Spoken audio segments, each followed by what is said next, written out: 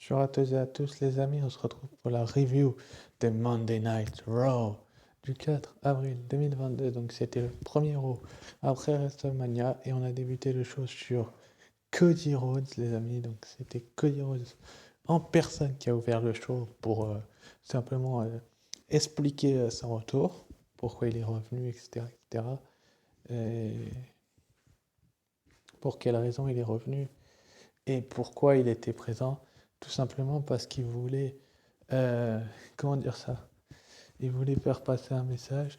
Il a fait quelques interviews, bien évidemment, par le passé, Cody Rhodes, et il a fait effectuer son retour pour, par la grande porte du côté de WrestleMania en battant Seth Rollins. Il a parlé de l'héritage de son père, donc Dustin Rhodes, et il a fait clairement comprendre ses intentions qui sont de devenir champion du monde avant la fin de l'année, si vous voyez ce que je veux dire. Vous voyez ce que je veux dire, il veut devenir champion du monde avant la fin de l'année. Et pour cela, il va falloir qu'il fasse ses preuves. Il nous a fait un super match du côté de WrestleMania, mais il va falloir qu'il nous fasse un peu plus de preuves. C'est mon avis, hein. C'est mon avis. Vous avez le droit de ne pas être d'accord avec ça, les amis. Je pense qu'il a besoin de faire un peu plus ses preuves et qu'il peut prétendre au titre, à un titre d'ici quelques mois. Mais là, pour le moment, si tu me dis maintenant Cody Rhodes pour un titre, je te dirais non. Même s'il a battu Seth Rollins, qui est un ancien champion du monde, dans un super match, tu ne peux pas le placer dans un match pour le titre de champion en titre, alors qu'il a fait qu'un seul match, deux matchs, vu qu'il en a eu un Raw, un dark match, mais ça compte pas vraiment comme un match. Enfin, moi, j'appelle pas ça personnellement un match. Donc, il en a fait qu'un seul et il va falloir qu'il continue à prouver à longueur de semaine qu'il est au top niveau et qu'il revient au meilleur de sa forme. Donc, on va voir si Cody Rhodes peut être au meilleur de sa forme pendant très très longtemps ou si il va devoir retravailler ses prises et ses prises et non pas ses prises mais ses matchs et sa manière de faire. Donc, on va voir comment la WWE va gérer ça et va gérer ça. Après, on a eu Cody Rhodes qui est venu lui serrer la main pour le féliciter pour son retour. Et il était fier d'être son adversaire, forcément. Et c'est tout ce que j'ai à dire sur cette promo. Du coup, ensuite, après, on a eu donc un Contenders match. Donc, c'était Sasha Banks et Naomi, les nouvelles championnes par équipe. Et oh, que ça me fait plaisir de revoir Sasha Banks du côté de la division féminine de la WWE, alors qu'elle vient de revenir il y a peu. C'est vrai ce que je veux dire, ça me fait plaisir de la revoir et qu'elle ait un match. Elle a gagné avec leur espèce de glam slam et enfin leur finisher avec Naomi. Elles ont gagné ce match-là du côté de Raw et elles ont tout simplement montré aux gens que qu'elles étaient au top et qu'elles pouvaient encore faire de grands matchs. On apprendra un peu plus tard dans la soirée que Liv Morgan et Rhea Ripley auront malgré tout un match de championnat la semaine prochaine pour les titres par équipe. Même s'il y a une petite dissension dans cette équipe-là, on va bien voir ce que la WWE prévoit de nous faire entre ces deux jeunes femmes-là, parce que il va y avoir une dissension entre les deux, c'est obligé. Vu ce qui s'est passé du côté de Raw, il va y en avoir une. Et les championnes par équipe, Sasha Banks et Naomi entament leur ring parfaitement avec les titres. Et ça montre tout simplement le ton aux autres équipes qui vont vouloir les détrôner. Au début de l'équipe, je me disais ça va être compliqué pour eux de s'entendre. Mais là, j'avais pas oublié qu'ils avaient fait équipe dans le Team Bad. Et pour ce qui est du match, il était excellent. Enfin, c'était un très bon match. Après, Rhea Ripley qui laisse tomber Liv Morgan, ça nous spoil un petit peu le résultat de la semaine prochaine, et ça, je ne le voudrais pas. De toute manière, étant donné qu'elles viennent de gagner le titre, on ne peut pas leur enlever au bout de 8 jours. Enfin, ça n'aurait pas vraiment de sens, mais avec la WWE, on ne sait jamais. Ils connaissent pas ce mot-là, le mot sens. Mais en tout cas, pour ce qui est de Sasha Banks et Naomi, ils ont une très très bonne alchimie dans ce match. Et ensuite, après, du coup, on a eu Kevin Owens qui nous a fait une petite promo où il, où il a, où il a dit qu'il s'était blessé à la salle de musculation juste avant WrestleMania. Savoir que c'est le road d'après WrestleMania. Et donc, du coup, que la victoire de Stone Cold Steve Austin ne compte pas.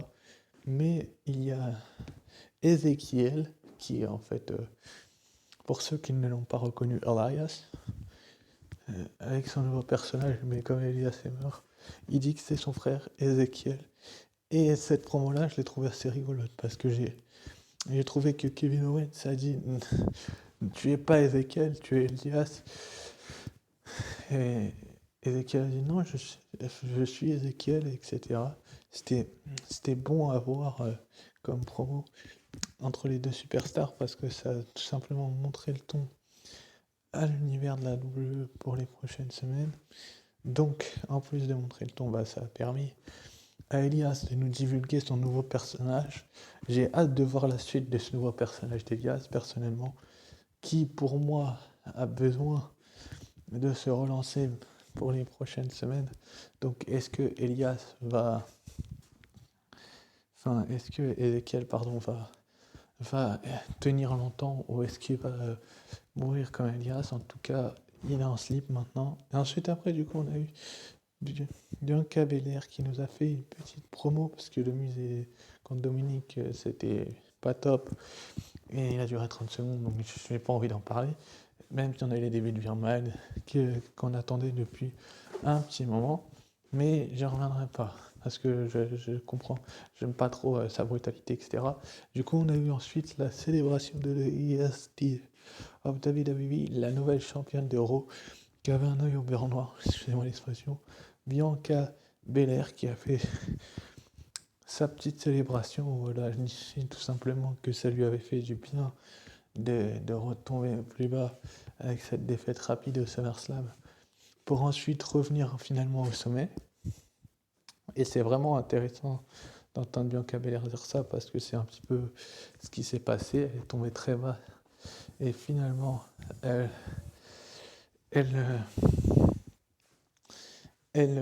nous a gratifié d'un super match du côté de WrestleMania où elle est repartie avec le titre de championne de Raw. Elle s'est vengée de Becky Lynch, si vous préférez. Une Becky Lynch qui est plus que extrêmement en colère. On a pu l'apercevoir sur Twitter, bien évidemment. Mais en tout cas, Bianca Belair, j'ai adoré sa promo où elle dit qu'elle revient de loin et que ça lui fait du bien de revenir de si loin. Et que le top, elle n'est pas au top de la division. Et que même avec un œil, elle a réussi à gagner le titre. C'est la réalité en plus, c'est exactement ce qui s'est passé. Et ça démontre tout simplement que Bianca Belair est capable de battre Becky Lynch. Pour ce qui est de la suite, j'ai hâte de savoir. Ensuite, après, du coup, on a eu Braun Breaker qui nous a tout simplement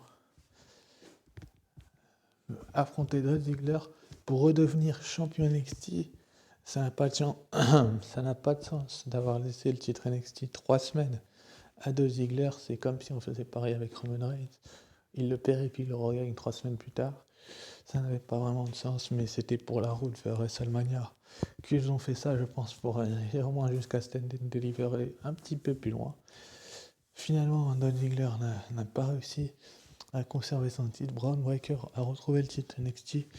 On espère vraiment que Braun Breaker va le garder un petit paquet de temps parce que il en a besoin, comme en Belair, je voulais vous le dire juste avant, a besoin de challengers et il faut les construire pour cela.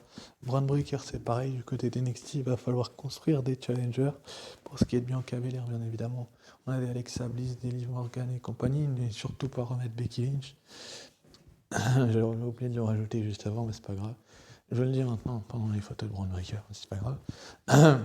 Et Braun Breaker, lui, il a besoin d'une grande victoire, si vous voulez. Il vient de battre un ancien champion du monde, c'est vrai. Il vient de retrouver le titre NXT, c'est vrai, mais il faut qu'il, il se relance dans le futur et qu'il fasse des choses bien meilleur que ce qu'il a fait par le passé, et c'est tout ce que j'ai à dire là-dessus. Du coup, ensuite, après, on a eu MVP qui s'est associé à Omos, donc qui s'est retourné, comme vous pouvez l'apercevoir sur cette image, contre Bobby Lashley. Pas compréhensible du tout. Enfin, c'est mon point de vue. Certes, Omos a besoin d'un manager, ça je vous le reconnais totalement. Et AJ Styles ne peut plus l'être. Enfin, l'équipe avec AJ Styles est finie. Et ils avaient besoin de mettre quelqu'un. Mais pourquoi ils mettent MVP qui met un coup de micro à Lashley et puis ensuite après Omos le détruit? Ça sent le rematch du côté de WrestleMania Backlash, les amis, que j'aurai le plaisir de vous faire vivre. Enfin, une vidéo pronostic, bien évidemment, une review comme WrestleMania, vu que j'ai envie de tourner des vidéos maintenant. Je suis de retour, bref. Lashley s'est fait détruire et je trouve ça bien pour Omos qu'il ait eu le dessus là-dessus, sur ce match-là, parce qu'on voit que certes, il a plus de streak, c'est vrai, je ne peux pas vous dire le contraire, il a plus de streak qu'il a perdu. Mais justement, ça relance la suite du personnage de Moose dans cette rivalité. Et ça peut prouver à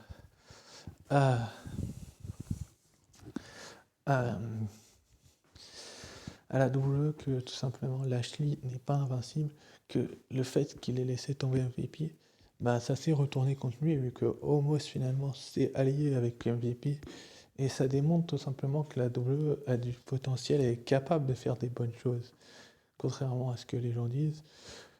Oui, la WWE est nulle, etc., etc. Mais mettez-vous à leur place, les bookings sont très compliqués à mettre en place et je pense que la WWE a besoin de temps pour booker des matchs et des rivalités. On a besoin de vent de fraîcheur. Ils sont en train de nous en construire de nouvelles rivalités qui vont aller dans les prochaines semaines, au moins jusqu'à WrestleMania Backlash et celle derrière. Ensuite, après, on aura le Money in the Bank où là, tout va se chambouler. Vu qu'il y aura les mallettes pour les champions, ça va être dangereux. Pour Roman Reigns, il va peut-être se retrouver à nouveau un titre. Bien évidemment, je reviendrai sur sa petite promo juste à la fin de la vidéo. Mais pour ce qui est d'Omos, j'étais content qu'il détruise Lashley. Du coup, ensuite, après, on a eu Queen, Zelina et Carmella qui étaient censés faire équipe du côté de Raw pour affronter Natalia et Shayna Baszler. Mais Queen Zelina a reproché justement à Carmella d'avoir perdu les titres par équipe, contrairement à ce qu'un autre youtubeur vous a dit, donc je ne dirai pas son nom, parce que sinon j'aurais des problèmes. Et c'est bien Carmella qui a pris le tombé, donc c'est légitime que Queen Zelina se retourne contre elle, vu que c'est Carmella qui a pris le tombé, et qu'elle pensait plus à Corey Graves et à son mariage au titre par équipe féminin. C'est dommageable. Du coup, on n'a pas eu Natalia et Shayna Baszler. Mais étant donné qu'elles sont du côté de SmackDown, ça paraît logique. Elles n'étaient peut-être pas sur place d'ailleurs. Quoique, comme il y avait eu WrestleMania la veille, peut-être qu'elles y étaient. Mais je trouve ça bien que cette équipe-là implose. Du coup, après, Carmella s'est mis sur les genoux de Corey Graves pour pas se faire taper. Mais elle s'est quand même pris une droite, comme vous pouvez le voir sur l'image. Et puis Queen Zelina est partie. C'est bien que Queen Zelina ait mis cette droite à Carmella, étant donné que la WWE sait pas ce qu'elle fait. Justement, pour le titre d'Euro de Bianca Belair, on peut très bien mettre Queen Zelina. Queen Zelina, elle a tout pour devenir une grande star. On lui a craché au visage à plusieurs reprises et un match à plusieurs d'aspirantes avec Queen Zelina et pourquoi pas Carmella dedans. Ça pourrait avoir de l'allure et ça pourrait aussi tout simplement montrer que la WWE n'a pas qu'une seule catcheuse féminine capable d'affronter Bianca Belair comme ils nous l'ont montré à WrestleMania et un petit peu avant.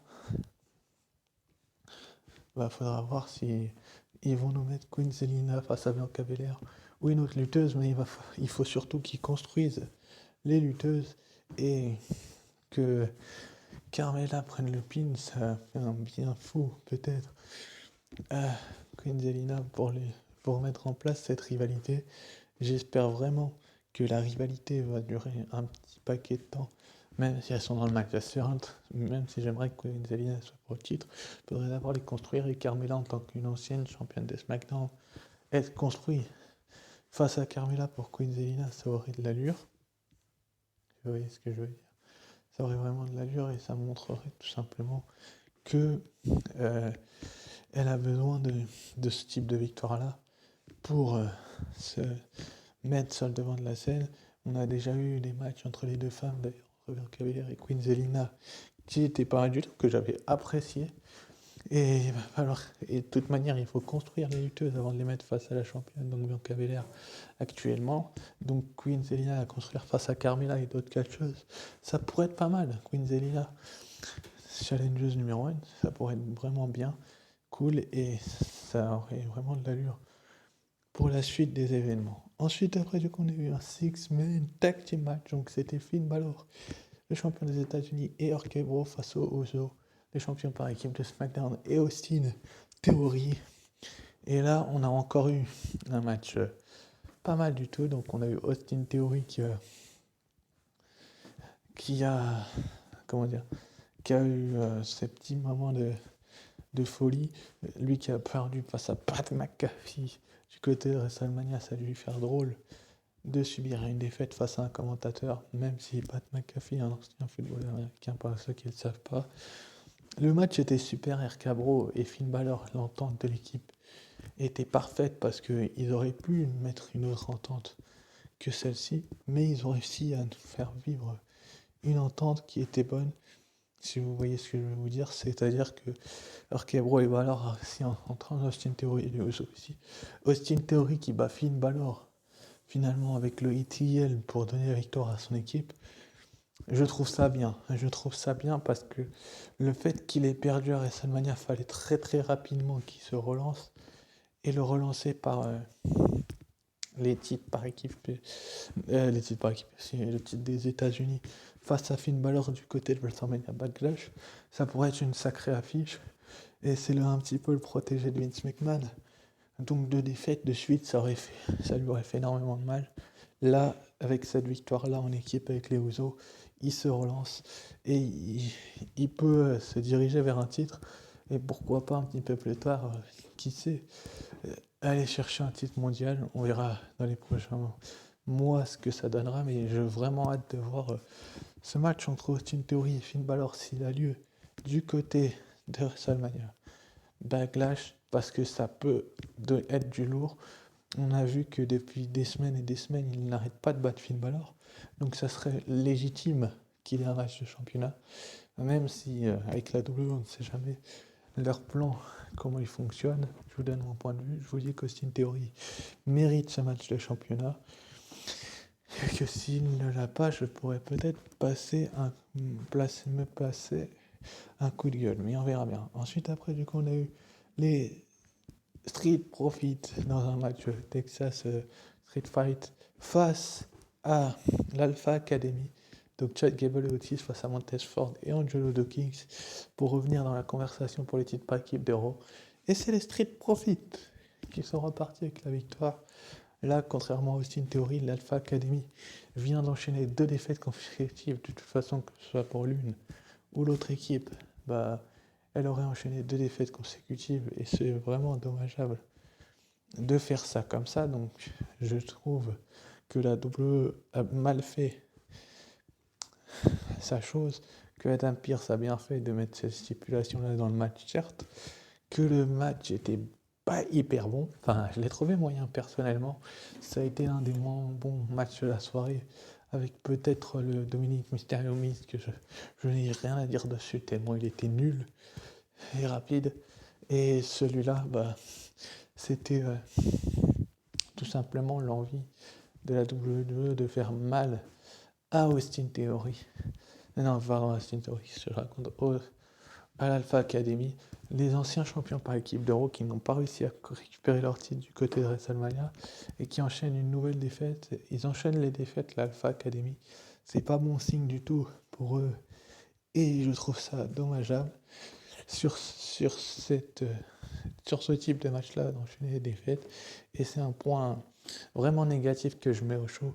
Si vous voulez mes points négatifs, c'est ce match-là et le Miz et Dominic Mysterio, enfin le Miz contre Dominic Mysterio, et il y a peut-être aussi un petit peu,